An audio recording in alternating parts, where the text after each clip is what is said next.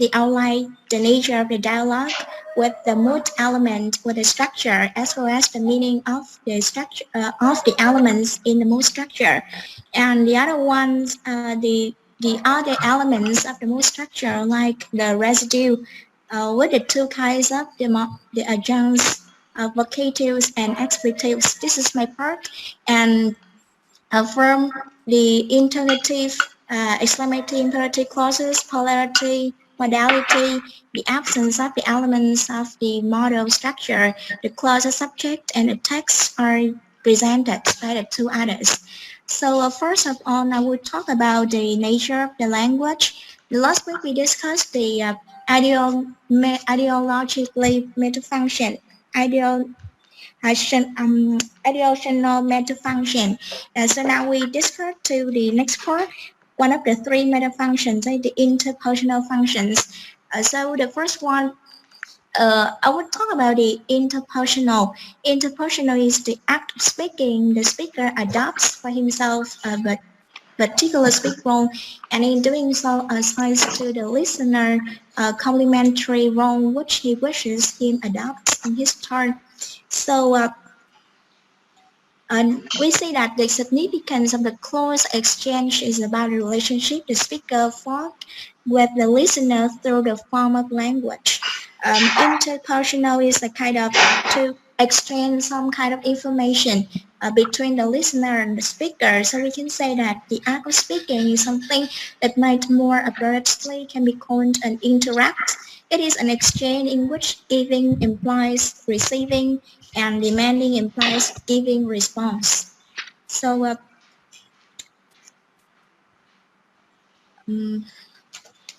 the the language is as a kind of an exchange. So let's take a look at this one. We can say that the language as interaction with the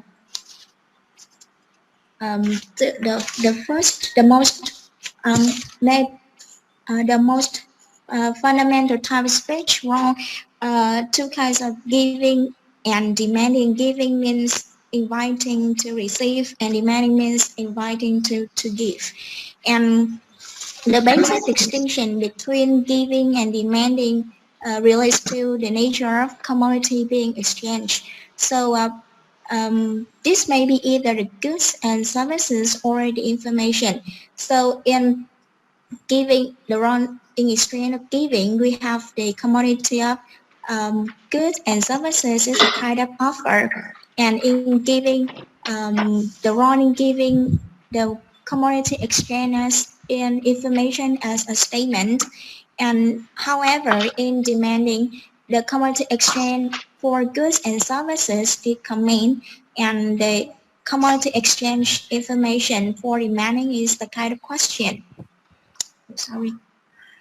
Anh ơi, có ai vô thì Hon accept vô nha Hon. Cái chị Tuyền với anh Duy hay sao á? Em mới thấy của anh Duy em là sếp được anh Duy, còn chị Tuyền em chưa thấy. Rồi. Yeah. Okay, so we can give some more example about role giving exchange and commodity exchange. The offer like, would you like a cup of tea? A comment like, make me some tea. The statement, I had to make the tea myself. And the question, do you take the sugar with your tea, or what kind of tea do you prefer?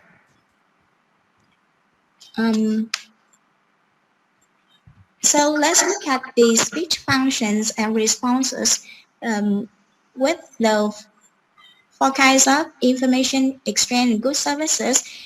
For offer, comment, statement, and question, we have the four categories like expect, a response, a discretionary response, and a way of responding.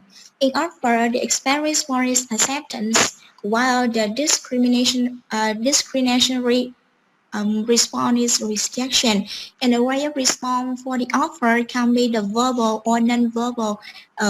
It's kind of gesture to show the response. For the comment, the expected response is undertaking, and discretionary response is refusal.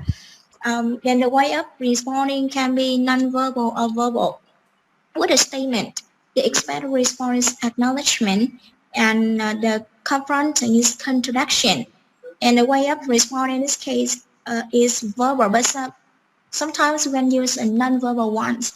And with the last one, the question, the expected response is the answer, and the discretionary response is disclaimer. But in this case, there's a way of responding just the verbal one. So now let's move on to one of the most important thing, the remarkable thing in the interpersonal meta function, that is the mood element. So let's look at the structure of the mood. The mood consists of the two parts. They are the subject and the finite. So with the two elements, the subject and the finite are closely linked together and combined to form one constituent, which we call the mood. The mood is the element that realizes the selection of mood in the clause. So we have subject and finite to form the mood structure. Let's find out more information about the subject. The subject is the nominal group. And these are the elements about which something is predicated, and the entity in respect of which the assertion is claimed to have the validity. With the finite is a part of the verbal group. The functions of the finite to show the tense or what time the relation to that of the speaking in a proposition valid. The second thing is about the polarity. Does the proposition have the positive or negative validity? And the last case is about the modality. To what extent is the proposition valid? So the finite has the three functions, the tense, polarity, and modality. In some instances, the finite element and the lexical verb can be realized together when the verb is in the simple past or simple present tenses, active voice, positive polarity, and the neutral contrast. For example, we can see that he gave. In the case of he gave and he gives, but we do not say he did give or he does give. The mood carries the burdens of the clause as an interactive event and is the noun of the proposition according to Halliday.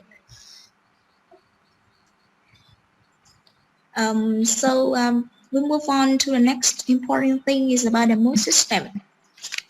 The grammatical category that is characteristically used to exchange information is the indicative and imperative. In the imperative, we have the characteristic expression of the statement is the declarative, and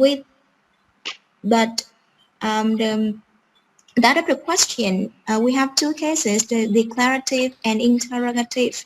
But in case there is extinction between the yes/no question for the polar question, the yes/no interrogative for polar question, and W8 interrogative for the content question. With the declarative, we have the mood structure as the subject and the finite. For example, the duck has given the teapot away. The subject is the duck and the finite is has. They combine to have the mood structure. With the yes/no interrogative, we have the finite and subject, like has the duck given the teapot away. This converse between the finite and the subject. And with the W8 interrogative, if the W8 element is a subject, we have the subject finite, but if the W8 element is not a subject, so we have the finite and the subject.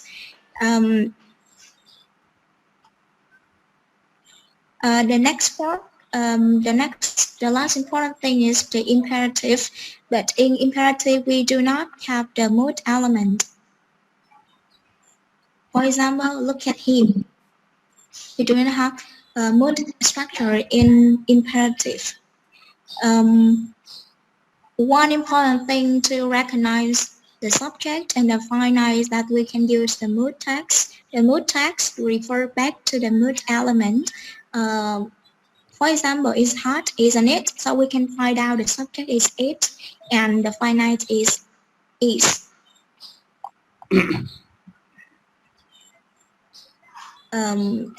So this is the example to have a more view about the subject and the finite in the mood text.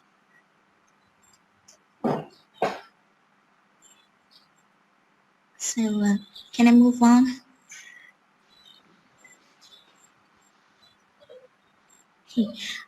So the next one is about the mood element. We have the finite and the subject. So what about the meaning of the two elements? The finite element is a function of making the proposition finite. It brings the proposition down to the earth. So it is something that can be argued about. It relates to the proposition, to its context in a speech event. And there are two ways to we can do it in two ways. The first one is by reference to the time of speaking. We can say that the primary tense, including the past, present, or future of the time at the time of speaking. An old man was crossing the road in example. Was. This is a primary tense about the past. And the second case that we talk about is the reference. The second case is the reference to the judgment, or we can say the modality. It's about a speaker judgment of the probabilities involved in what he's saying. For example, it can't be true. Can't is a kind of modality in this case. So the finiteness is not expressed by means of the verbal operator, which is either temporal or modal, but is one for the feature, which is an essential concomitant of finiteness, and that is polarity, the choice between the positive and negative. But I think this one can be discussed more in the next part. And the finite element also realizes the polarity feature. Sorry, this is finite.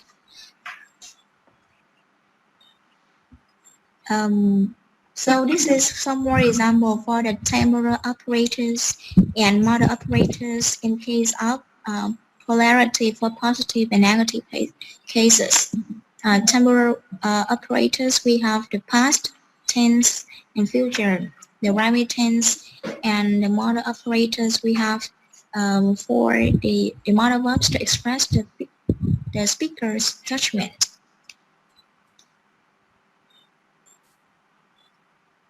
The meaning of, we already discussed the meaning of the finite, but how about the subject?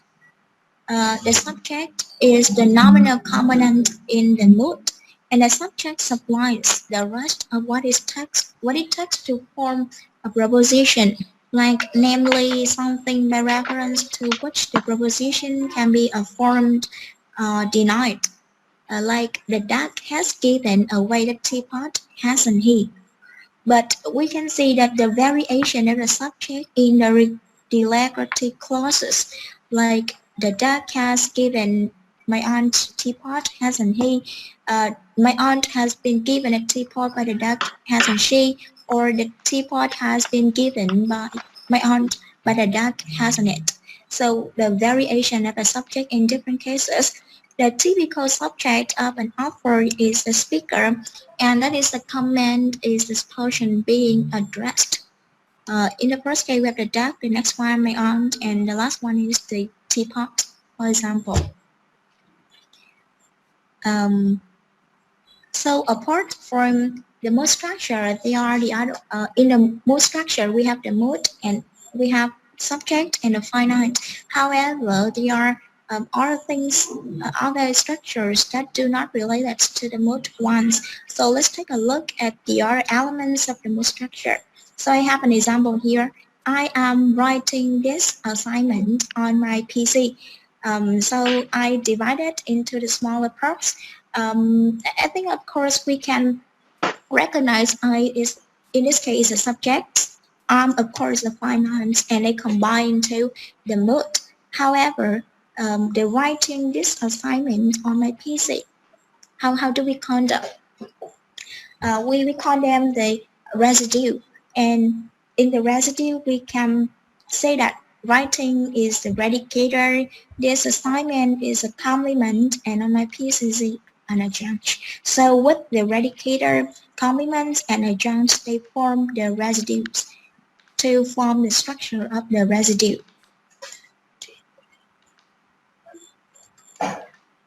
So let's find out the first element in the residue, that is the predicator. The predicator can be only one in a sentence. So it is realized by the verbal group minus the temporal modal operator, which, as we have seen the function as finite in the mode element with the table that I've already shown. And the function of the predicator is fourfold. We have four functions of the predicator. It specifies the time reference other than reference to the time of the speech event. The second one is it specifies various other aspects and phrases. The third one is it specifies the voice. It can be active or passive. And the last one is specifies the process. Can be the action, the event, the mental, the process, or relation that is predicated of the subject, like has been trying to be heard. Has been trying to be heard, we can see that is a complex secondary tense with the tense been being, a cognitive phrase try to work, and a passive voice be heard, and the mental process that is here.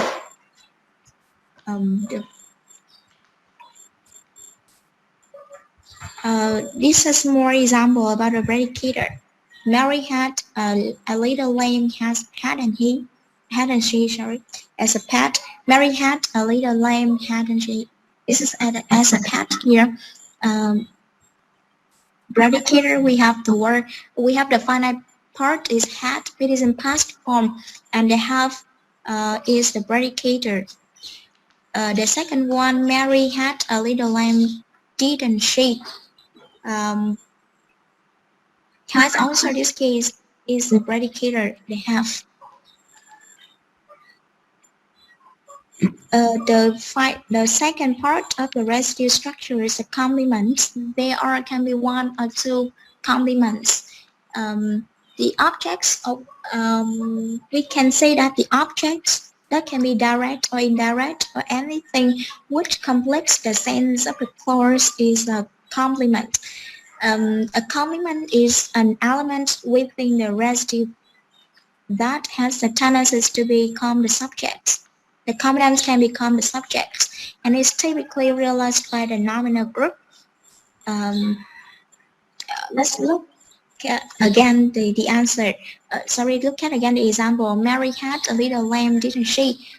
In this case, we have a little lamb is a direct object. It is a complement in the structure of the residue.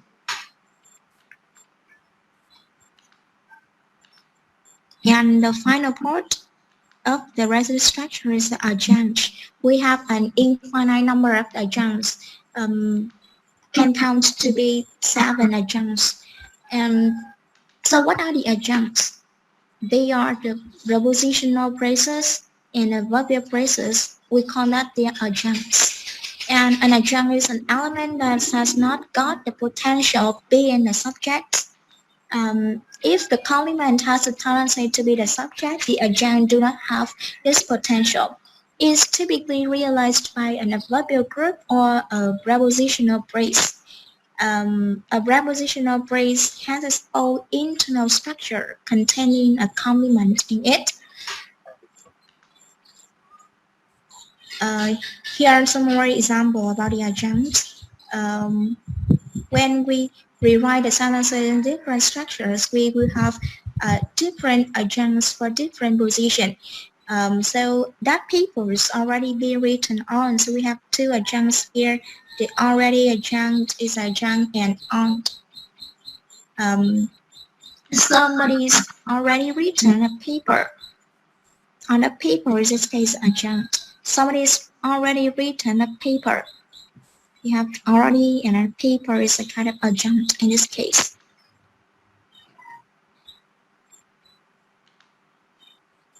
And the basic of distinction among the different kinds of adjunct is a metafunctional one.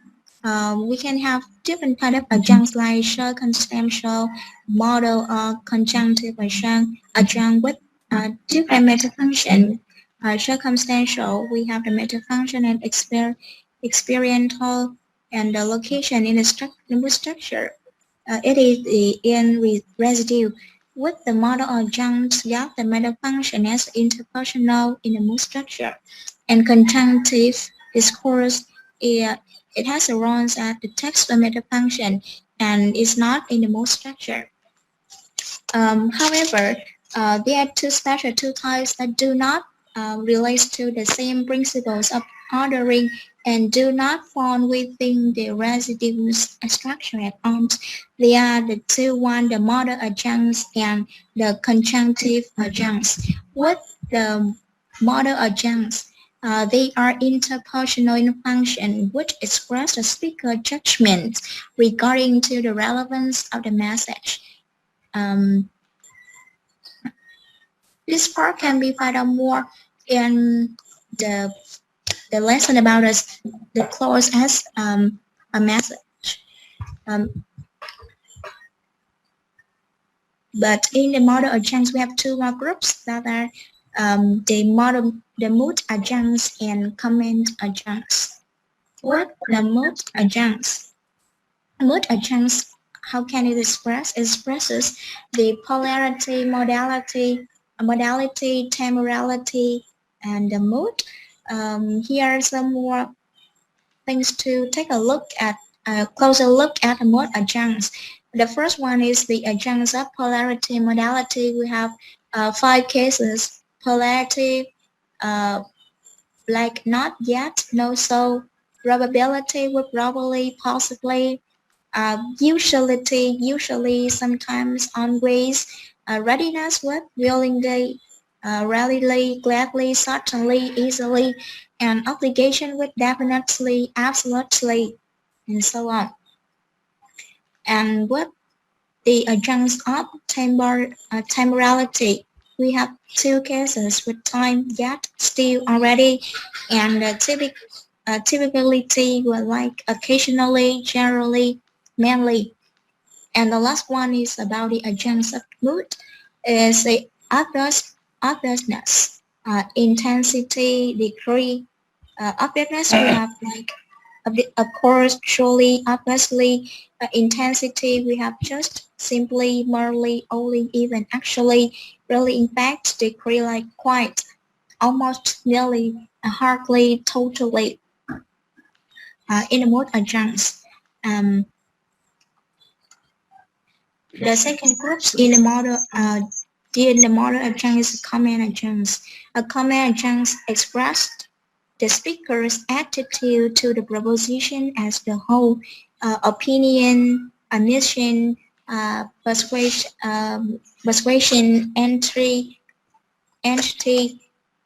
presumption, desirability, reservation, validation, evaluation, or prediction.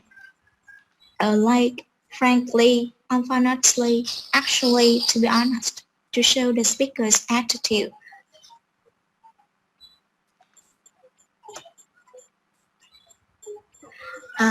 This is about a clause with the mood adjunct and the command and the comments adjunct.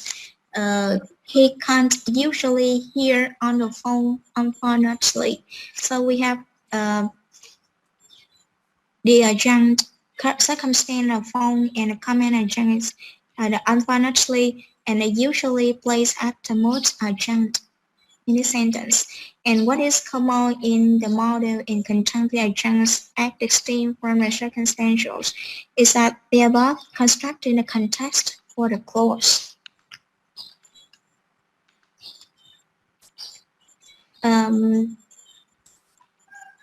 The next one is about a conjunctive adjuncts.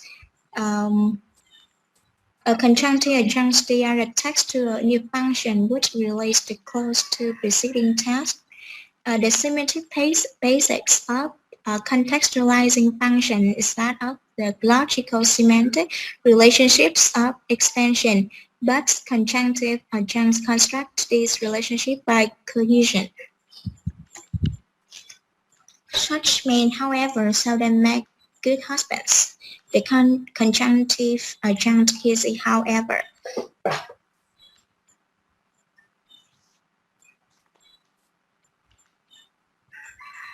Here are more examples about the conjunctive adjuncts.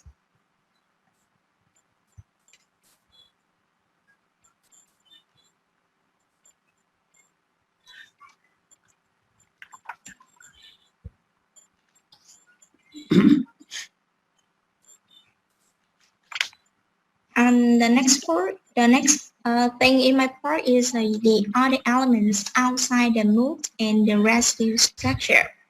They are the vocatives and expletives. With the first one, the vocatives is a kind of interpersonal. The vocative case is the grammatic case, which is used for a noun that identifies a person. It can be an animal or an object being addressed, or occasionally for the determinants of that noun. A vocative expression is an expression of direct arrest by which the identity of the party spoken to is set forth expressly within a sentence. For example, I don't know John. John is vocative expression that indicates a party being addressed and opposed to the sentence. I don't know John, in which John is the direct object of verb no. The last one is about the expletives. So in English grammar, English grammar is a traditional term for the word such as we have there or it, which serves to shift the emphasis in a sentence or end one sentence in another. So sometimes we call syntactic, expletive, or an empty word. We can call them the empty word. In a general usage, an expletive is an exclamatory word or expression. Often one that's profound or absent. In a book, expletive deleted a good look at the bad language. In 2005, Ruth Wayne points out that expletives are frequently uttered without expressing anyone specifically. In this sense, they are reflexive, that is, turned on the user.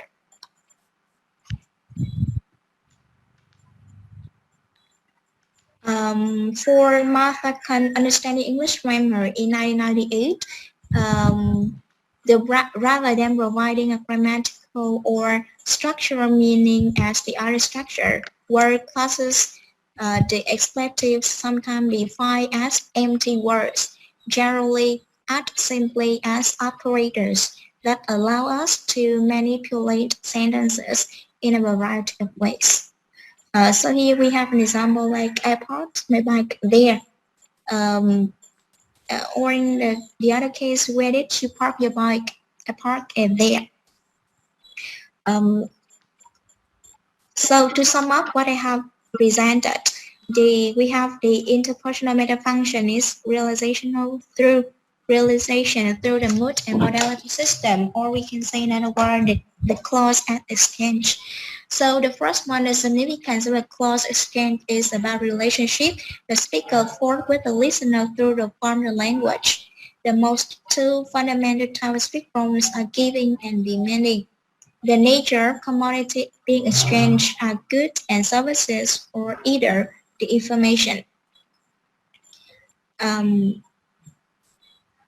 The next one is the structure. The structure of mood. We have two parts, the subject and the finite. And the remainder of the clause apart from the mood structure is called the residue, with the three main elements, the predicator, complements, and adjuncts. Two types of adjuncts do not follow the order or beside the mood residue structure via the modal adjunct, including mood adjuncts and command adjuncts. And the other one is the conjunctive adjuncts. The last part is about vocatives and expletives. You about the WS interrogative, exclamative, and imperative clauses, right? Let's talk about their structures. The first one, we're gonna go with the WS interrogative clause. So as you can see, so when you say the WS element combined with the function of subject, so the order is subject and finite, and the WS element is a part of the mood. Let's take a look at the example here. Who killed Robin? So you can see here, the WS element is the subject, right? They have a function as a subject. So the order is subject and the finite here. So WS is a part of the mood. So let's move on to the second one. So when WS element combined with a complement or an adjunct, so the order is finite subject. It's reverse. So WS element is a part of residue. You can see here. Whose little boy are you? So you see here. So WS element, they just as the complements, right? So you see the structure of the mood, finite subject, right? They quite reverse the order, okay? And for the second example, where have on the flower gone, okay? So we're at an action here. So you see the structure of the mood, finite subjects, right? They reverse. So WS is part of the residue.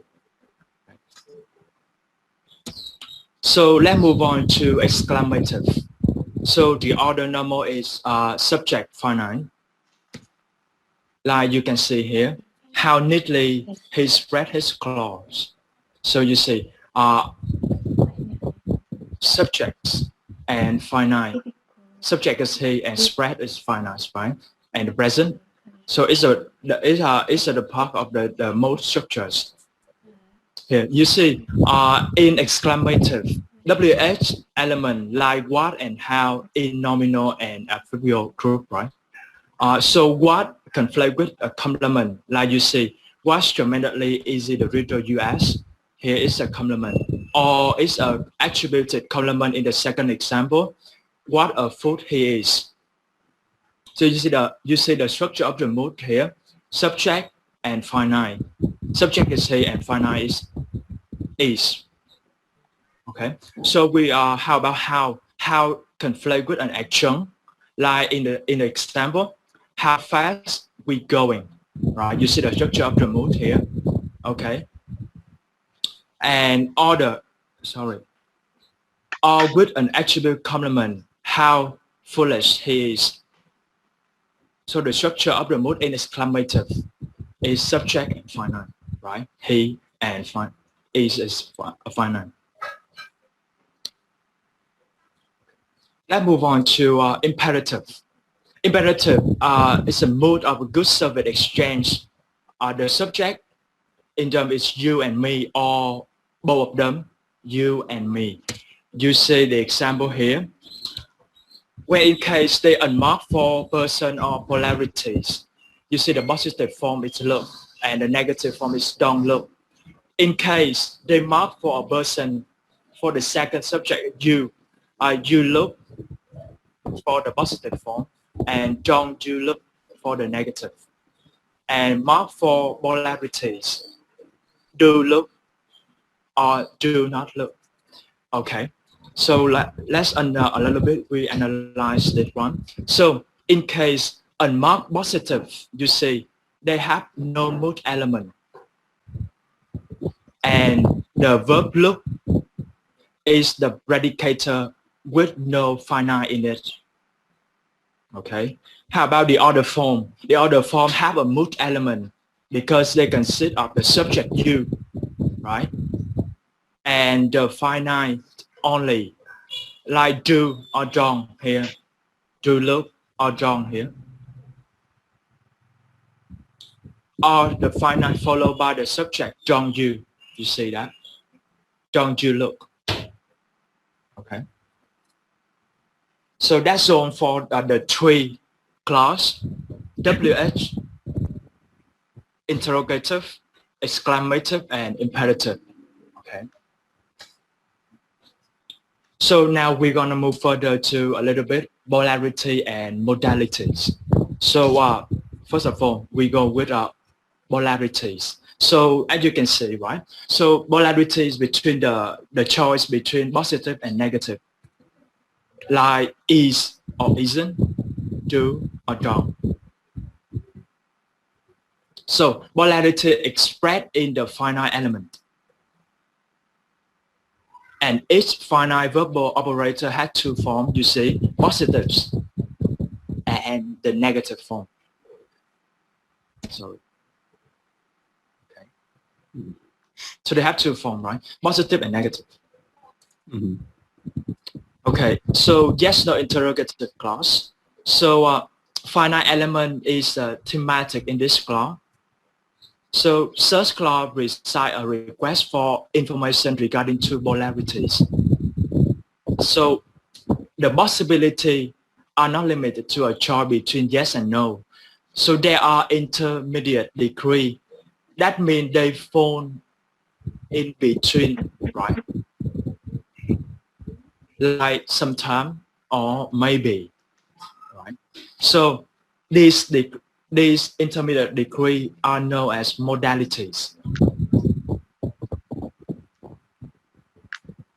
Okay, so modality. So there is more than one way to get in from yes to no. So we need to refer to distinction between proposition, I mean the statement of the question, and proposal, offer or command, good service, exchange. Okay, so we go a little bit further, right, to proposition and propositions.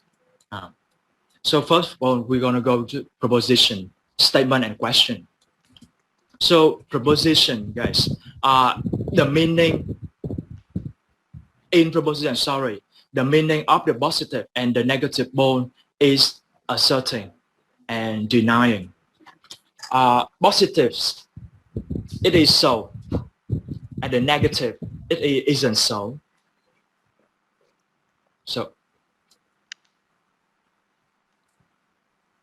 So there are two kinds of intermediate possibilities. So the first one is a degree of probability. We're gonna got possibly, probably, or certainly. They equivalent to either yes or no. Maybe yes or maybe no. So with a different degree of likelihood attached. And the second one, so the degree of usualities. Usually sometimes, like usually, always, equivalent to both yes and no. Sometimes yes, sometimes no, with a degree of oftenest attacks. So the scale of probability and usuality to which the term modality, or we can call it modalization, strictly belong to. Okay, modality belongs to the scale of probability and usualities. So both of them can be expressed in the same three ways. The first one, you can use by a finite model operators in the verb group. For example, you see, that will be John. He will sit there all day. This is the first way to express the probability and usualities. The second one, you can use the model action of probability or usualities. Example, that probably John, he usually sit there all day. The first two ways, right? And the last one, we can both use both together. Like, that will probably be John. He will usually sit there all day. Okay, there are three ways to express, right, probability and usuality here.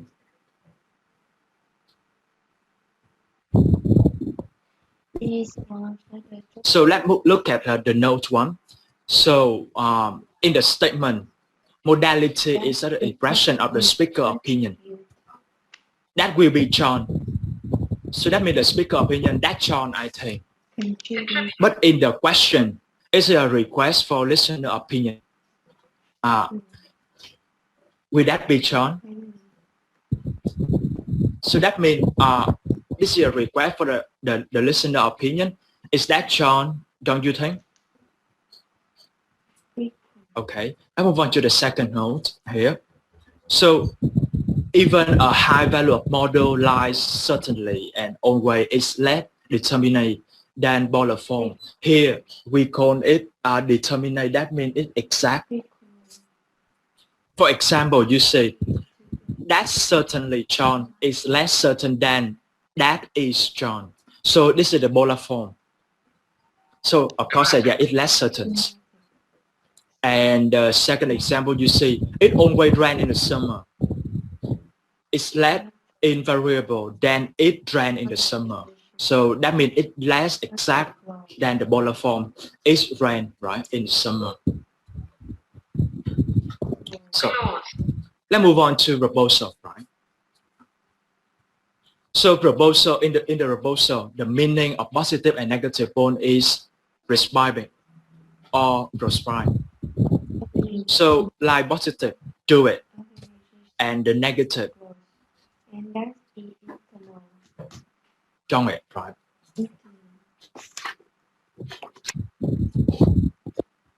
So there are two kinds of intermediate possibility depend on the speech function here, whether it's a command or offer. So in the command, the intermediate point represent the degree of obligation. Okay, like you see the example, allowed to, supposed to, or required to in the command. But in the offer, they represent the degree of inclination. That means you are tend to do something, right? You are ready to do something or willing to do something. In some, for example, willing to, answer to, or determined to, right? So the scale of obligation and inclination refer as modulations that distinguish from modalities, which are called modalizations. I'm gonna give you some table to compare both of them after that, right? So both obligation and inclination can be expressed in either two ways. The first one we can use by finite model operator. For example, you should know that I will help. Should, will, or by expanse of predicator. In expanse of predicator, we can use typically by passive verb, like suppose here. You are supposed to know that. And by an adjective, I'm answered to help them.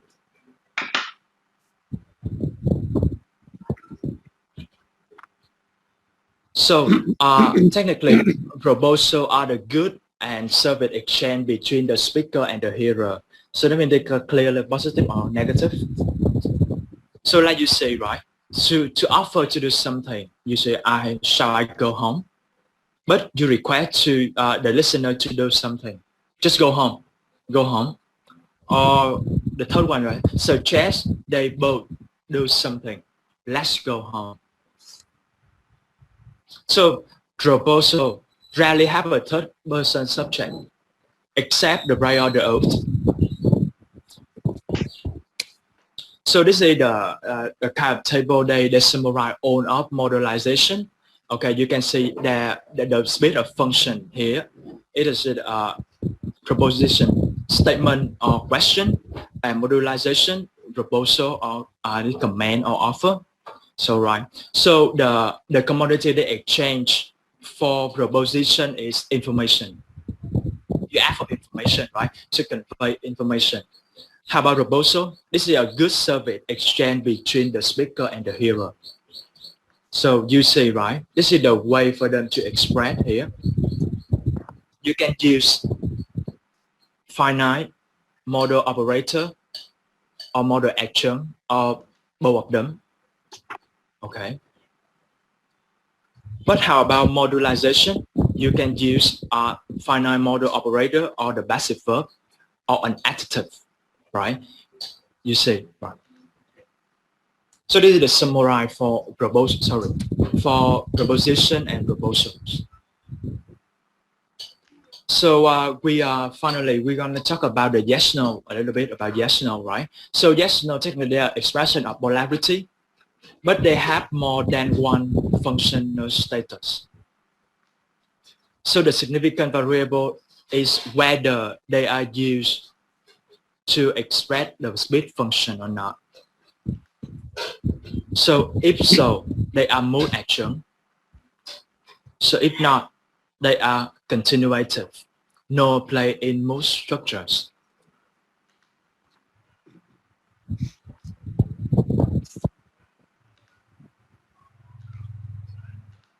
So yes/no function add a statement either to answer a question, to acknowledge a statement, to undertake a command, or to accept an offer.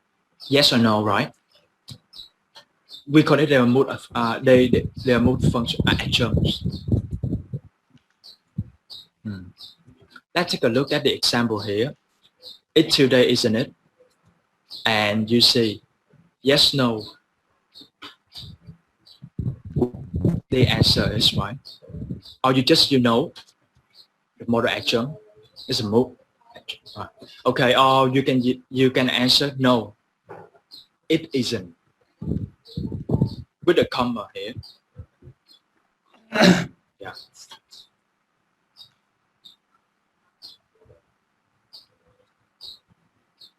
So besides, yes, no also function as a part of textual theme, like or well. So they serve to signal a new mood in its beginning. Not necessarily a new speaker turn, guys. They have no speech function here. And they are not select for positive or negative.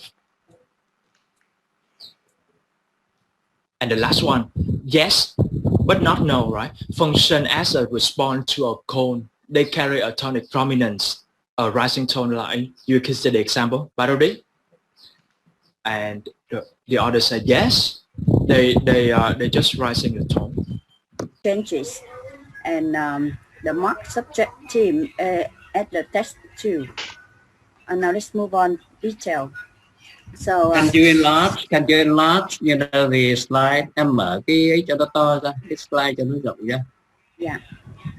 Cứ bình tĩnh đi đã. Okay, right. Okay, so from the example so far we see that most subjects are quite simple and straightforward. Nominal groups, for example, I marry this teapot, or the man in the moon, and so on. But in real discourse, it varies in terms of scope and variation, depending on the register. So how various are they? Let's look into the example and pay attention to the broken underline below. Here, we for our example A, we have 4 subjects. Broken underline here, the scientific treatment of music, 1. Most theories, 2. Here, even so outstanding, a scientist at Kepler, 3, and the sample design neatly arranged system, and some more subject from B to D as well. And I make up here in a table for all of us to see it easily. From A, we have 4 subjects. And B to E, we have 1 subject for each sentence. And when we see it, for example, this subject, C, D, E, or A1 to A4, we find that there are only 1 subject. So that's why we call it singular nominal group. But with example C, sorry, with example B, we have two subjects before the comma and after the comma.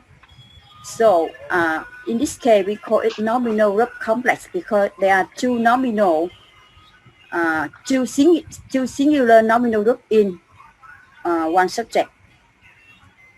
And we find that except A2,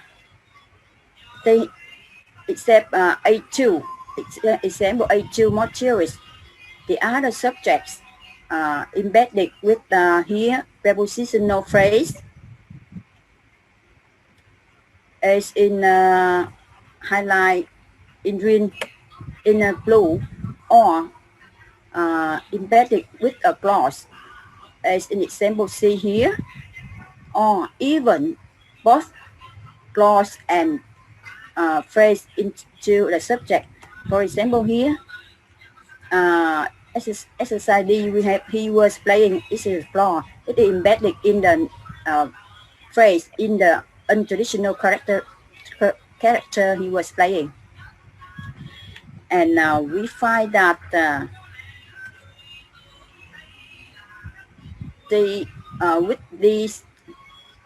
the example, they have function as qualifier and post modifier for prepositional phrase, but with the embedded clause, it is post modifier or even clause embedded in a phrase. It is also post modifier, and they modify for the head noun.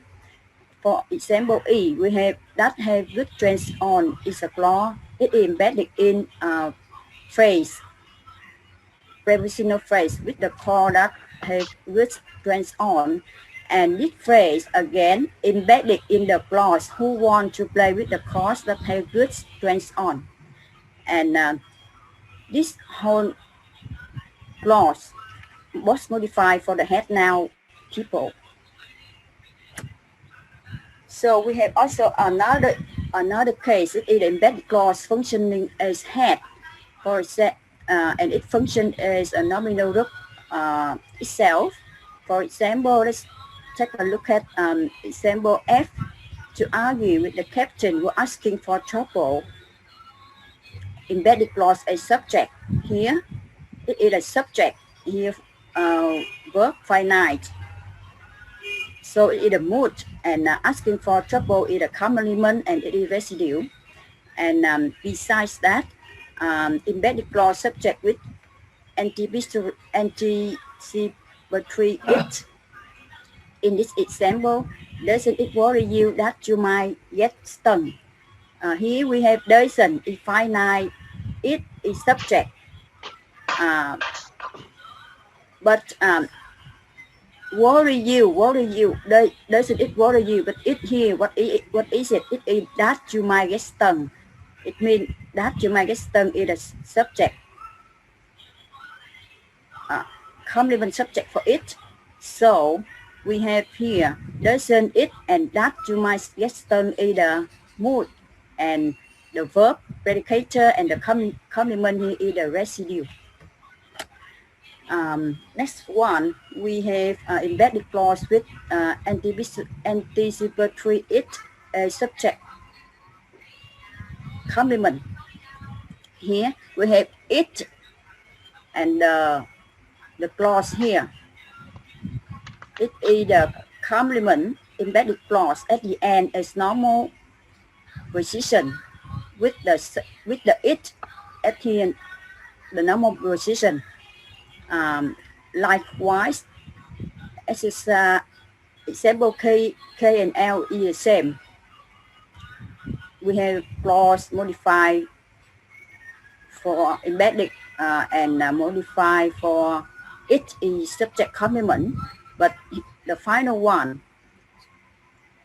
commonly we see that the embedded clause is at the end of the sentence, but in the final example, we can change, we can move. It is no use crying over spilled milk, or crying over spilled milk is no use. It is when it is at the beginning here, it becomes marked variant. And next one we have clause with predicative theme. For 3 examples here, we have it and he had broken. Let's pay attention to the red one.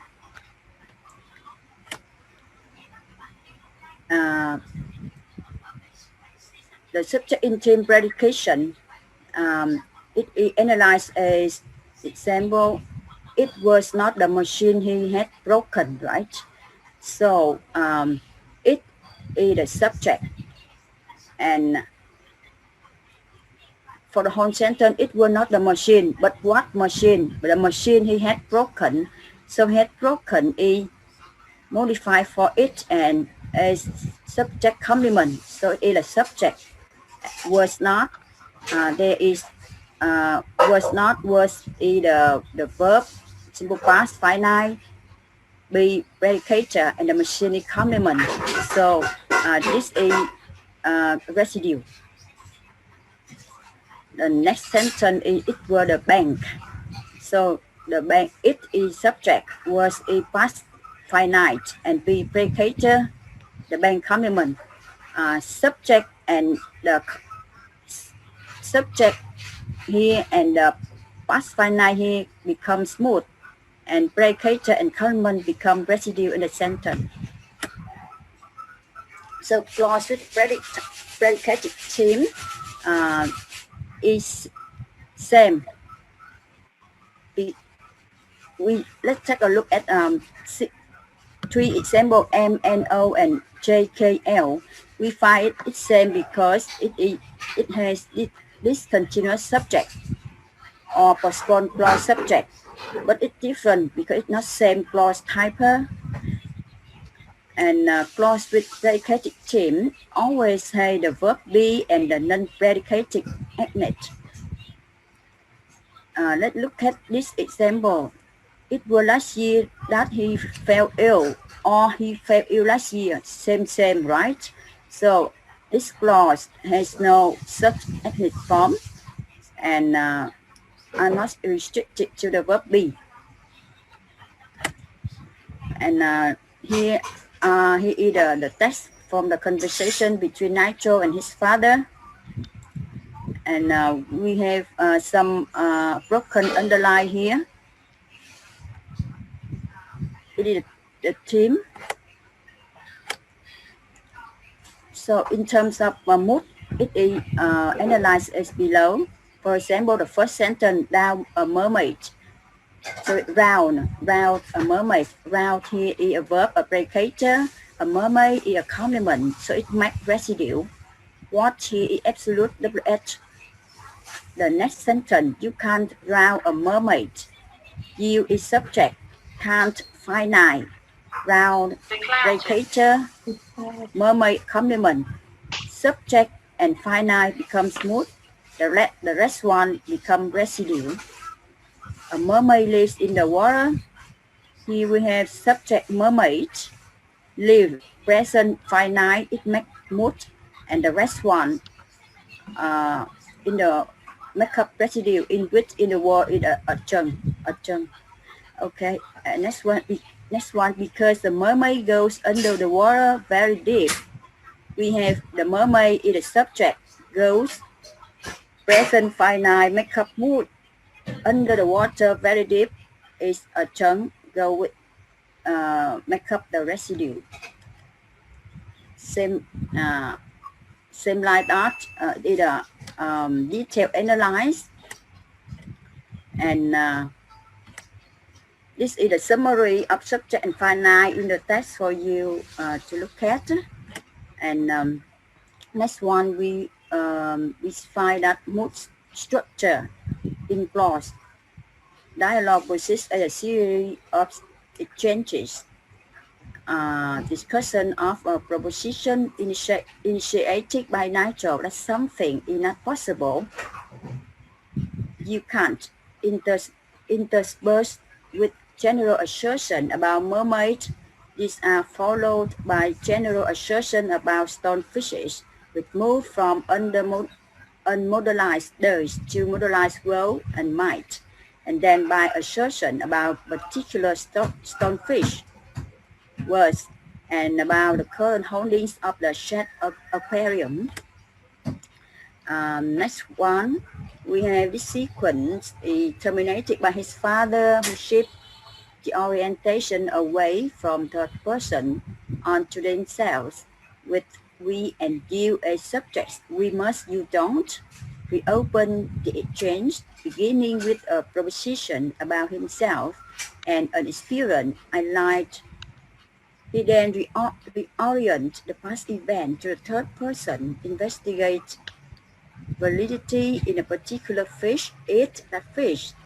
This leads on to a series of exchanges in the dialogue centers on the fish, on its food, on presence or absence. There isn't the activity of the aquarium people and on the nature of the water in which they were kept and fed. So we have ignored embedded clause and also clauses functioning as modality. I think, I expect, and I meant, because they do not function as propositions or proposal. They play no part in the structure of the interaction. There are 33 clauses functioning as proposition and 41 in the movement dialogue. So it is quite long, and here is the detail they analyze, and I'm afraid that maybe if I read a lot, you will be bored. So I will show the screen here for all of us to read and to see.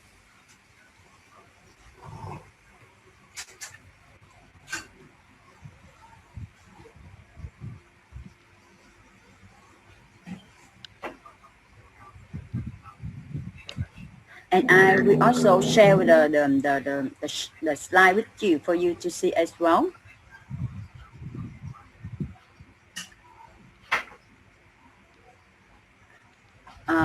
And next one, we have the text 2. In this text, both subject and theme are marked subject by broken underline.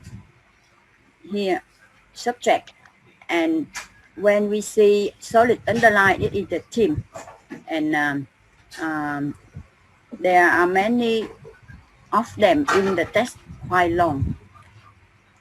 And that's the end for the presentation. So they function as a response to a call.